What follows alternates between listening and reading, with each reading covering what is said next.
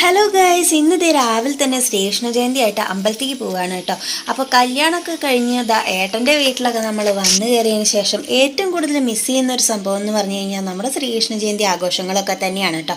നമ്മുടെ അവിടെ ഉള്ളത് അമ്മന്നൂർ അമ്പലത്തിൽ ഈ വക പരിപാടികളൊന്നുമില്ല. കുറച്ച് കൊല്ലങ്ങൾ മുൻപ് വരെ ഉണ്ടായിരുന്നു, ഇപ്പോൾ കുറച്ച് കാലമായിട്ട് അതൊന്നും ഇല്ല എന്നാണ് പറഞ്ഞു കേട്ടത് കേട്ടോ.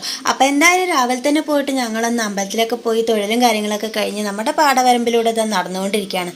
അപ്പോൾ പാടവരമ്പിലൂടെ നടന്നു വരുന്ന ഒരു രംഗം എന്ന് പറഞ്ഞു കഴിഞ്ഞാൽ മക്കളെ, നമ്മൾ ആംബുലൻസിൽ കയറി വരുന്ന ഒരു പ്രതീതിയാണ് കേട്ടോ. വേറെ ഒന്നും കൊണ്ടല്ല, ഇതിൽ പാടമേതാ നമ്മുടെ വരമ്പേതാന്ന് അറിയാത്തൊരവസ്ഥയിലാണ് കേട്ടോ.